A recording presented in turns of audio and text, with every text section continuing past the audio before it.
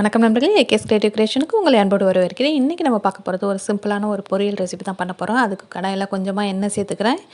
எண்ணெய் காஞ்ச பிறகு அதில் கடுகு, உளுந்தம் பருப்பு, கருவேப்பிலை போட்டு தாளிச்சிட்டு அதோட பொடியாக கட் பண்ணின பெரிய வெங்காயத்தையும் சேர்த்து நல்லா ஓரளவுக்கு வதக்கிடலாம். இதோட தோல் சீவிட்டு பொடி பொடியாக கட் பண்ண 2 உருளைக்கிழங்கு நான் உள்ளே சேர்த்துருக்கேன். உங்களுக்கு எந்தளவுக்கு காய் தேவையோ அதுக்கேற்ற மாதிரி நீங்கள் சேர்த்துக்கலாம்.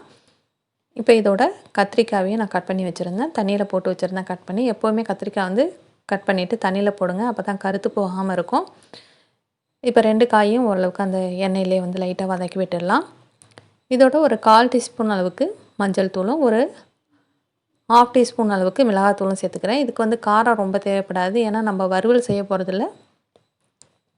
நம்ம லைட்டான ஸ்பைசியில் பொரியலாக தான் பண்ண போகிறோம். ஸோ அதனால் கொஞ்சமாக மிளகாத்தூள் சேர்த்தாக்கா போதும். இப்போ இது 2 காயும் வேகிறதுக்காக தண்ணி சேர்த்து கொஞ்சம் நேரம் இதை மூடி வச்சு வேக வச்சிடலாம். ஒரு 2லேருந்து ஒரு 3 நிமிஷம் ஆன பிறகு அதை ஓப்பன் பண்ணி பார்த்தாக்கா காயெல்லாம் வெந்துருச்சா அப்படின்னு பாருங்கள். காயெல்லாம் வெந்த பதத்தில் இருக்கும்போது இந்த பொரியலுக்கு தேவையான அளவுக்கு உப்பையும் சேர்த்துடலாம். உப்பு சேர்த்துட்டு இதையும் கலந்து விட்டு ஒரு 2 நிமிஷம் அந்த காயில் உப்பெல்லாம் பிடிக்கிற அளவுக்கு கொஞ்சம் நேரம் அதை கொதிக்க வச்சிடலாம். அதுக்கு முன்னாடி நம்ம சேனல் நீங்கள் இது வரைக்கும் சப்ஸ்கிரைப் பண்ணால் கீழே இருக்கிற ரெட் கலர் சப்ஸ்கிரைப் பட்டன் அமைக்கி சப்ஸ்கிரைப் பண்ணுங்கள். கூடவே பக்கத்தில் ஒரு பெல் சிம்பிள் வரும், அதையும் ப்ரெஸ் பண்ணிடுங்க. அதில் ஆளுங்கிற ஆப்ஷன் செலக்ட் பண்ணிடுங்க. அப்போ தான் நம்ம சேனலில் எந்த வீடியோ போட்டாலும் உங்கள் மொபைலுக்கு நோட்டிஃபிகேஷனாக உடனே வரும். இப்போ பார்த்திங்கன்னா ஓரளவுக்கு உப்பெல்லாம் காயில் நல்லாவே பிடிச்சிருக்கும். இந்த ஸ்டேஜில் கொஞ்சமாக தேங்காய் துருவல், இது ஆப்ஷனல் தான்.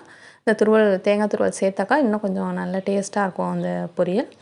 இப்போ தேங்காய் துருவலையும் சேர்த்துட்டு லைட்டாக கலந்து விட்டுட்டு ஃபைனலாக கொஞ்சமாக கொத்தமல்லி தலைகளை தூவி இறக்கிடலாம். அவ்வளோதாங்க, நமக்கு ரொம்பவே சிம்பிளான சூப்பரான ஒரு பொரியல் ரெடி ஆகிட்டு. வீடியோ பிடிச்சிருந்தா மறக்காமல் லைக் பண்ணுங்கள், ஷேர் பண்ணுங்கள். வேறு ஒரு இன்ட்ரெஸ்டிங்கான வீடியோட உங்களை மீண்டும் சந்திக்கிறேன். வணக்கம்.